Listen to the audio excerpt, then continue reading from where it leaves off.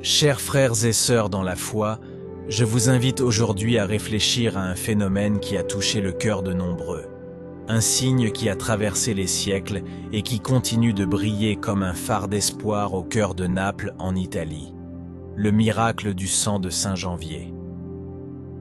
Au cœur vibrant de Naples, entre ses rues animées et les voix vibrantes de ses habitants, réside une histoire de foi et d'espérance qui a résisté à l'épreuve du temps. Une histoire qui parle non seulement au peuple de Naples, mais à nous tous, comme un témoignage de la puissance et de la miséricorde de Dieu. C'est l'histoire du sang de Saint Janvier. Saint Janvier, le patron de Naples, fut un évêque martyrisé en 305 après Jésus-Christ, lors des persécutions de l'empereur Dioclétien. Après sa mort, son sang fut recueilli comme relique, conservé dans 2 fioles scellées. Ces fioles, au fil des siècles, sont devenus un objet de vénération et un symbole de la foi inébranlable du peuple napolitain. La tradition raconte qu'une femme pieuse, nommée Eusébie, recueillit le sang du martyr peu après sa décapitation.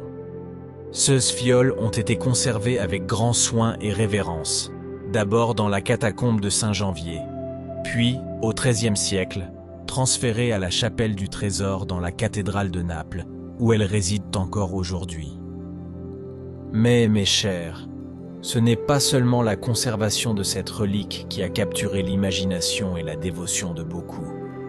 C'est le phénomène extraordinaire qui se produit autour d'elle, un phénomène qui nous rappelle la présence vivante de Dieu parmi nous. 3 fois par an, sous les yeux d'une multitude de fidèles, se déroule un événement qui défie toute explication humaine. Le sang sec contenu dans les fioles, en présence des prières des dévots, devient liquide. Ce miracle, qui se répète depuis des siècles, est un moment de profonde communion spirituelle pour la ville de Naples. C'est un moment où le ciel et la terre semblent se toucher, où la foi devient tangible et le divin se manifeste de manière palpable. Au fil des ans, de nombreux scientifiques ont tenté d'expliquer ce phénomène.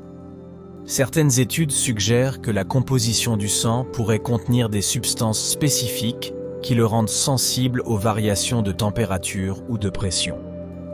Cependant, aucune théorie n'a pu expliquer complètement le phénomène de manière satisfaisante, et de nombreux détails restent enveloppés de mystères. Certains chercheurs ont suggéré que la substance à l'intérieur des fioles pourrait avoir une nature thixotropique. Une substance thixotropique est un type de fluide qui devient moins visqueux lorsqu'il est agité ou soumis à un stress et reprend son état initial lorsque l'agitation cesse. Cette théorie suggère que l'agitation des fioles pourrait provoquer la liquéfaction. Cependant, cette théorie ne parvient pas à expliquer pourquoi le miracle ne se produit pas toujours, et pourquoi, même en agitant la fiole, le sang ne devient pas toujours liquide. Certains pourraient encore se demander comment une telle chose peut-elle se produire. Mais mes chers, la foi ne repose pas sur la compréhension, mais sur l'acceptation. Nous ne cherchons pas à expliquer le miracle, mais plutôt à l'accueillir comme un signe de l'amour de Dieu pour nous. C'est un rappel que, même dans les moments les plus sombres, Dieu est avec nous, que sa grâce est toujours présente et que ses miracles sont infinis.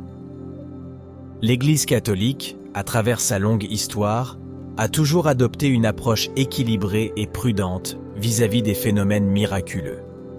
Cette approche est ancrée dans sa mission de guider les fidèles vers la vérité et de les protéger contre d'éventuelles tromperies ou interprétations erronées. Le miracle du sang de Saint Janvier ne fait pas exception à cette pratique. L'Église reconnaît sans aucun doute l'importance du phénomène pour le peuple de Naples et pour de nombreux chrétiens à travers le monde. La répétition régulière de cet événement et la profonde dévotion qu'il suscite parmi les fidèles sont perçues comme des manifestations tangibles de la foi du peuple. Cependant, elle n'a jamais émis de déclaration officielle reconnaissant le phénomène comme un miracle au sens théologique du terme. Cela ne signifie pas qu'elle le nie, mais plutôt qu'elle l'observe avec prudence. L'Église attend souvent, étudie et réfléchis avant d'émettre une déclaration officielle sur un miracle présumé. L'une des préoccupations de l'Église est que les miracles ne deviennent pas sujets au sensationnalisme ou soient mal interprétés. La foi ne devrait pas reposer uniquement sur des signes et des prodiges, mais plutôt sur une relation personnelle avec Dieu et sur l'enseignement de Jésus-Christ. Même sans déclaration formelle, l'Église reconnaît la profonde signification spirituelle du miracle pour les fidèles.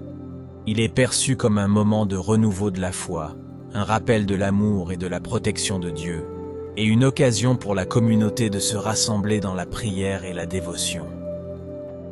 L'Église ne s'oppose pas aux enquêtes scientifiques sur le phénomène.